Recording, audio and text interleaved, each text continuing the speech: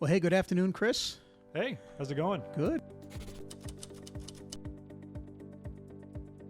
Welcome to your studio. Thank you. Appreciate it. Well, good. Glad to have you here. Glad to be here.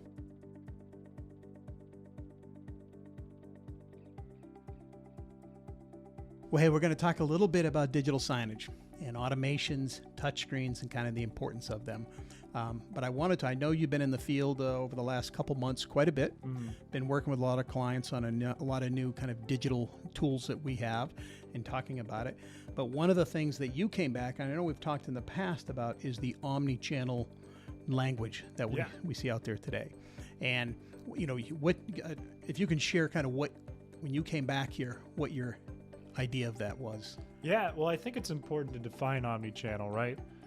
And what omnichannel means, when I say channels, I'm talking about, you know, your social media, your mobile app, your website, your ATMs, your ITMs, your branch experience, right? Your teller lines.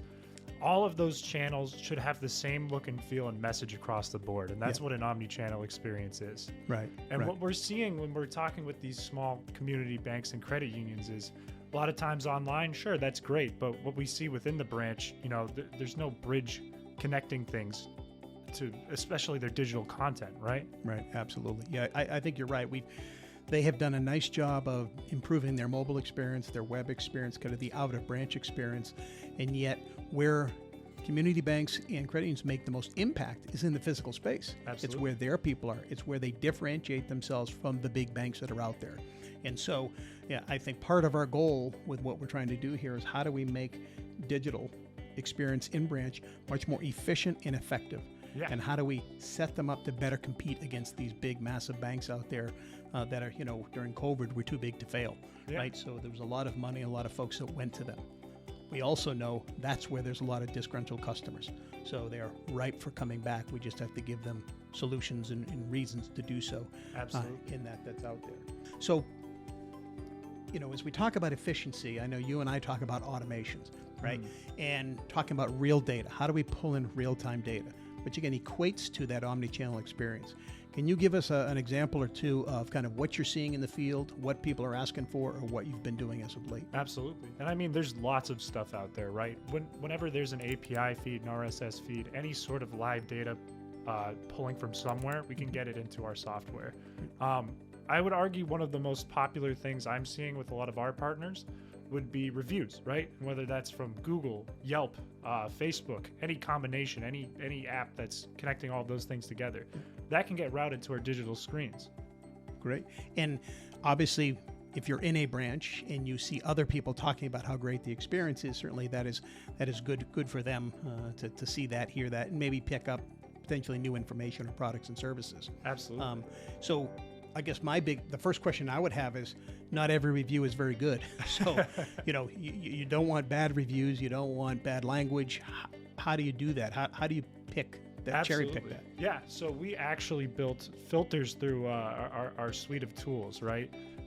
One thing we look at is how many stars is that review getting? If we're on a 5-star basis, we don't want anything under 4 stars going through, right? Anything under 4 stars is likely not very valuable. So we have a filter in place that checks for that.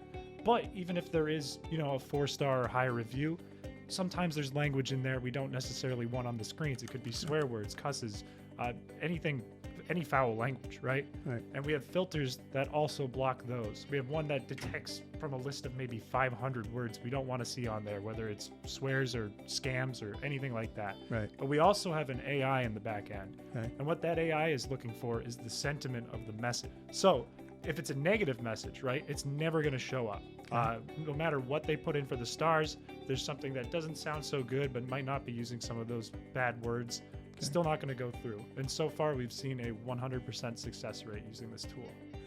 And so if I were to go on today, you know, to one of your customers, give them a great review, 5-star, and I hit enter, how long was it going to take that review to leave Yelp and get into the screen, into the branch? I would argue at maximum 90 seconds. That's typically the longest we see it take until it reaches that screen. But it could be anywhere from 2 seconds until that time. Okay.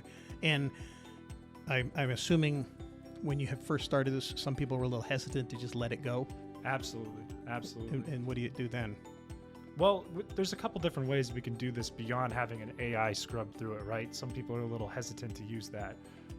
One thing we've looked at is actually building an online spreadsheet version where those reviews that get filtered, 4 and 5 star reviews with a positive sentiment, get sent to a spreadsheet first. And that spreadsheet could be in any project management software.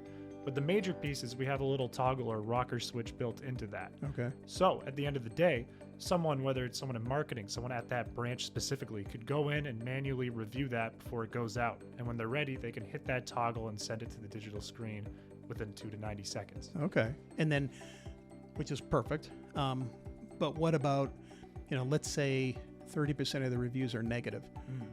Is there anything you do with those, or can you do anything, or they just are what they are? We definitely should, One thing we always want to do is reply to those, right? Figure out what you can do better and what you can do to help that person who may have had a negative experience. And as part of that automation, we see something come in that's below 4 stars or has a negative sentiment. Right. Maybe a notification goes out, could be an email, whatever. But if someone gets notified in real time, then they can take that step to make that reply. Okay, well, that's great. I'm sure, and sounds like your customers are pleased with it so far. Yeah. So, well, that's wonderful. And I know you've got a whole other series of kind of, I don't want to say tips and tricks, but all these different automations that we're going to be showcasing. Are there a couple off the top of your head that are coming up soon? Oh, yeah.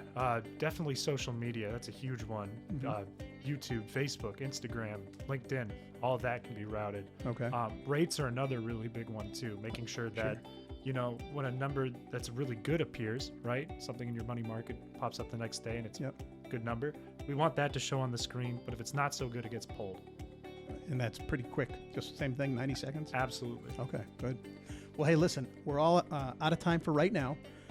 Great information. Look forward to the next snippets that are be coming up that you're going to be shooting. But just for kind of recap here, obviously over the years, digital has become very important regarding information, getting information out there, educating staff, educating customers and members. Also to complete that omni-channel experience that everybody's working so hard to gain. But also using that real-time data to influence potentially buying decisions and kind of better understanding the data as well. Well, thank you very much, everybody, for checking us out. We hope you like the information. Be on the lookout for the next series of videos. And if you would be so kind and leave a nice comment below here, the first 25 positive comments will get your choice of either the black element mug or the white tumbler. So hopefully we don't have AI to scrub this one, so hopefully it's all clean. But we'd love to send them out to you. So thank you very much. Have a great day.